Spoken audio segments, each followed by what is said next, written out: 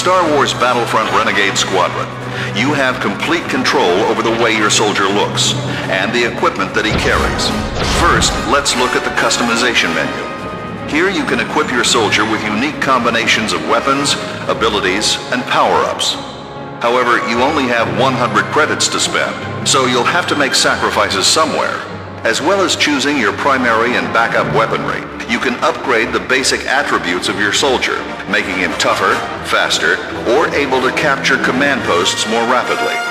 If you skip the customization step when respawning, you'll have the same loadout that you last chose, so don't worry about having to equip each time you spawn. However, don't be afraid to go back to this menu and try new things, and find the combinations that work best for you. Every customization option is useful in certain situations, so assess the battlefront and choose your equipment accordingly. As well as customizing your soldiers' equipment, you can also personalize their appearance. This is the personalization menu. Remember, the options on this menu only affect how you look, not how you run, move, or shoot on the battlefront. You can choose from a range of body types and heads for your soldier. Personalize even further by choosing different colors for his uniform. Your AI teammates will always wear your colors. Any tanks or spacecraft you enter will also use your colors. You can also select a squadron insignia to represent you on the battlefront. Just like the customization menu, the options you choose here will be remembered until you decide to change your appearance again.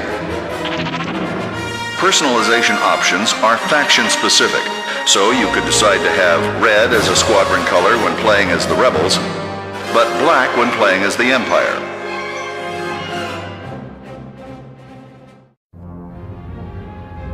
Galactic Conquest is a turn-based strategy game in which your goal is to take over the galaxy.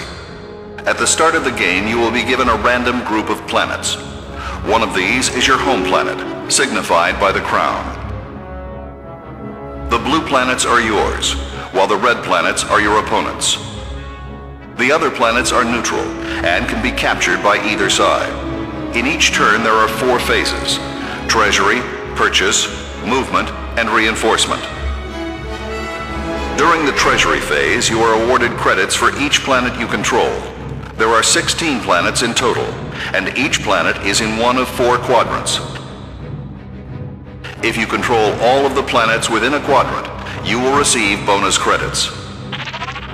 During the purchase phase, you can use your hard-earned credits to reinforce planets with extra troops. You can also purchase technology upgrades to give you an edge on the battlefront. And commanders can be hired to provide you with various bonuses. There are 4 commanders per faction, and each is assigned to a random quadrant. You can only hire the commander if you control all the planets in that quadrant.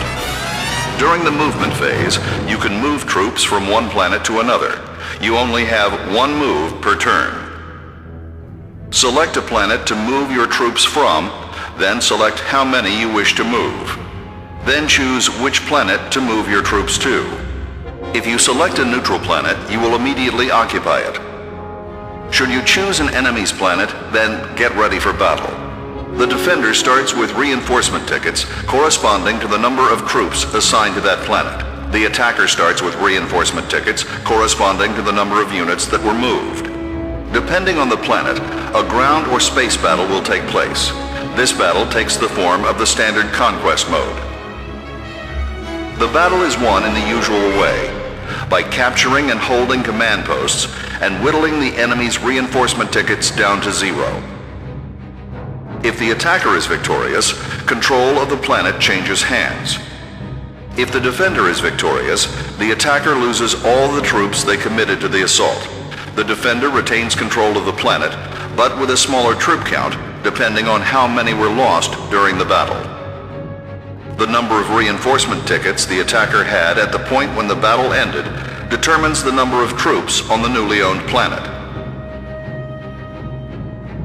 After the battle, the attacker is allowed to move units from one owned planet to another during the reinforcement phase.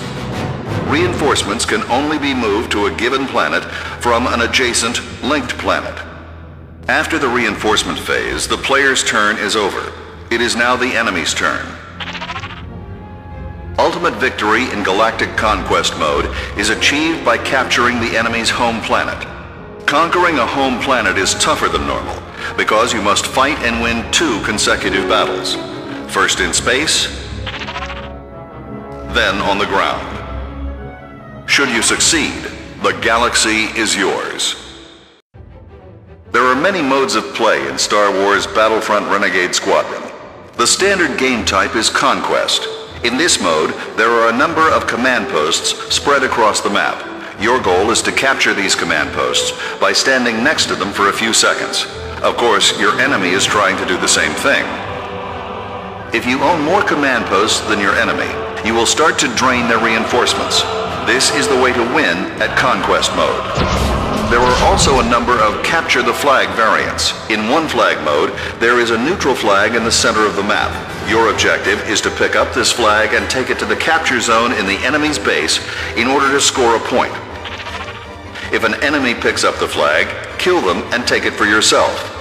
One flag mode is available on all space maps and some ground maps. In 2 flag mode, you must steal the enemy's flag from their base and return it to the capture zone in your own base to score a point. At the same time, you must defend the flag in your own base to prevent the enemy scoring. If you are killed and drop the flag, it will return to its spawn point after a few seconds if it is not touched by you or one of your teammates. Also, you cannot drive ground vehicles or use jetpacks when carrying a flag. Star Wars Battlefront Renegade Squadron also features a brand new game mode, Hero Capture the Flag. The rules are the same as in 2 flag mode, with the twist being that you can pick up your own flag to become a hero. As the hero, you are the guardian of your team's flag. You can't capture it, just try to keep it safe. Use the hero's strength to support your teammates. Hunt down the enemy hero and kill them so they drop their flag. Beware, the enemy will be trying to kill you and take your flag. As a hero, you cannot carry both flags at once, so you will need the help of your teammates. If you are not the hero, concentrate on killing the enemy hero. Pick up the flag they drop and return it to your base to score a point. If your own team's hero dies, try to pick up the dropped flag before the enemy does. If you return the flag to your base, you will become the hero yourself. Whatever the game mode, the most important thing is teamwork. On space missions, you spawn in your capital ship's hangar. There are a number of smaller craft that you can walk up to and enter. Once in a spacecraft, accelerate to takeoff and leave the hangar. You can move freely in any direction in space, but if you leave the battlefront, you will be killed for desertion. Accelerate and decelerate to control the speed of your craft. If you need an extra bit of speed, you can boost for a short period of time. This will drain your boost meter. Performing stunts also drains your boost meter. Stunts can help you shake off enemies and any homing missiles on your tail. Now you're ready for combat. Cycle through the available targets until you find someone you want to dogfight with. If your target is in front of you, they will be clearly marked by the frame. If the target is off screen, the red double arrows will point towards them. If you're having trouble finding your target, you can use the autopilot feature to move your craft to face the enemy. With a target in your sights, fire your lasers, but be careful not to let them overheat. Some craft have proton torpedoes. These fire in a straight line, unless a lock-on has been achieved. Then they home in. To get a lock-on, get close to the target and keep them in your sights for a few seconds. The aim of space missions is to destroy the critical systems on the enemy's capital ship while preventing them from destroying yours. Bombers are good at taking out critical systems, but they are slow.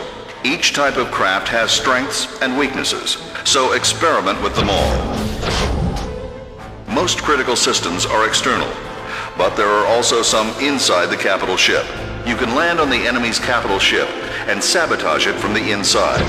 You can land manually if you wish, but there is an auto-dock feature available. Auto-dock can be activated when near a hangar, and it will fly you smoothly into the capital ship. Infiltrate the capital ship's interior and destroy internal critical systems like the shield generator, but be prepared to meet resistance. With the shields down, external critical systems will be vulnerable. Once the last system is destroyed, you are victorious.